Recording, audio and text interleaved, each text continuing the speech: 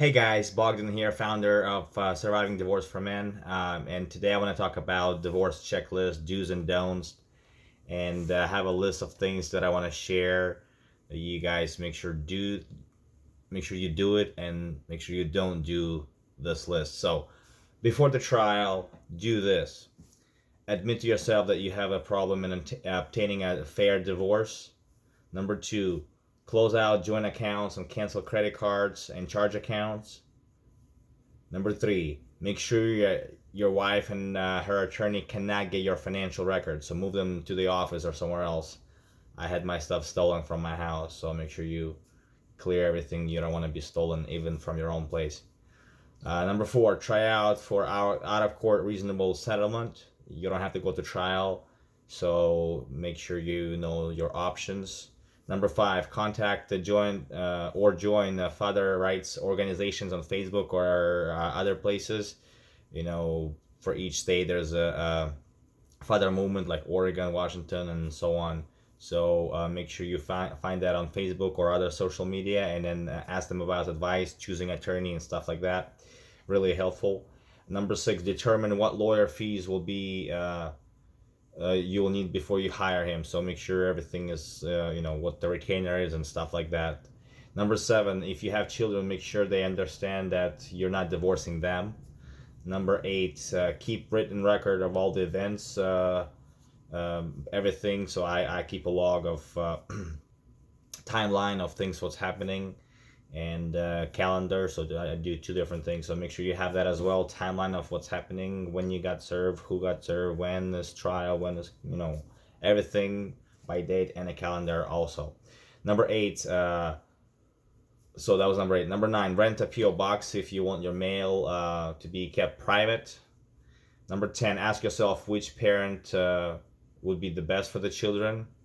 Number 11, tone down your lifestyle during the divorce process. And number 12, learn that about your case and your judge, so you can help your lawyer do a better job in the court. And this is before the trial. Now, before the trial, don't do these 12 things. Don't move out of the house unless you're ordered by the court to do so. Don't forget that you have constitutional rights. Don't tell your children horror stories about your ex-spouse. There is no need to drag them through this. Number four, don't use cheap or unqualified attorney, because you will only hurt yourself. Number five, don't use a lawyer who is negative about your case or who doesn't support father rights. Getting custody. Number six, don't leave out your friends behind, and don't become a person with zero friends. Number seven, don't discuss any proposed settlement with your wife's attorney unless your attorney is also there present. Number eight, don't avoid your children if you move out of the house, so make sure you still stay connected if there's no restraining order. Number nine, don't take your children with you unless you have plans in advance and everything is set up and you have everything planned. Number 10, don't rely solely upon a psychologist or expert witness to win your case. And in number 11, don't buy a car, boat, or move in with a single lady. Number 12, don't voluntarily pay anything not ordered by the court. This will not gain you any extra bonus points. Now, during the trial, this is what you have to do. Do attend all the depositions, court sessions. If attorney tells you to be there, or if you don't have to be there, don't come. So number two, obtain and keep all original with copies going to your lawyers. Number three, get specific visitation if you do not have a custody. Number four, claim tax exemption on the children that you're supporting. Number five, keep tabs on your and your wife's attorney fees and other costs. So I did a spreadsheet, and then I have Excel thing when every spending specifically for that, custody evaluation, therapy, lawyer fees, all that stuff. Everything is recorded. How was paid when, and everything else. Number six, do take reasonable settlement at any point during the process. Number seven, do fight to keep the kids out of the court, and then don't have them in the middle of the fight. Do not do this during the trial. Do not sign any decree or waiver unless you understand that it is fully, and consult with your attorney.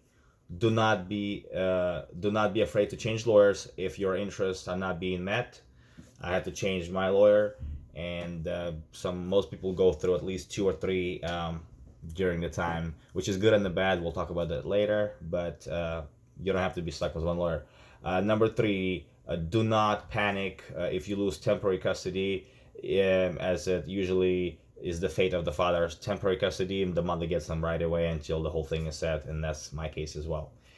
Do not agree to alimony unless there is an exceptional circumstances, and then do not agree to child support based on your just income. You both owe support. Number six, do not agree to all medical bills without strings attached. Do not be neglectful of wills, trust, and insurance. Change the beneficiaries if you are not forbidden by any court. So make sure you can change stuff if you're not forbidden to do that. After the trial, this is what you do. So before trial, during, and now the last part is after the trial. Do this, 5 things. Fulfill the visitation rights to see your children regularly. Number 2, obey the divorce order even the former spouse violates it. Number 3, get specific visitation if you do not get custody. Number 4, avoid your ex-spouse as much as possible. You cannot have her back. And number 5, fight off when dealing with your children. And then now the 5 things do not do. Do not review all the details of the divorce with your children. Do not be afraid to socialize. You're not a leper. You're just a divorced person. Number 3, do not be overly possessive of your children. They need adjustment time to figure out what happened. Number 4, do not agonize over mistakes during the trial. Forgive yourself.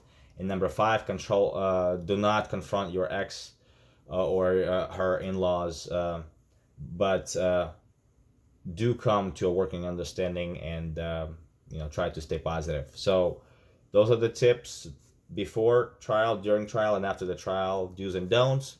Hopefully that's gonna help you guys out. I will try to post content a few times a week here. I'm just getting started right now, but I'll have some sort of plan of how often I'll be posting and stuff. Click the notification bell, subscribe to the channel, and make sure you get the other videos. And hopefully we can get through this and find a church, find a place, find that support that can help you guys to go through this, because I know how bad it is. So God bless you guys all.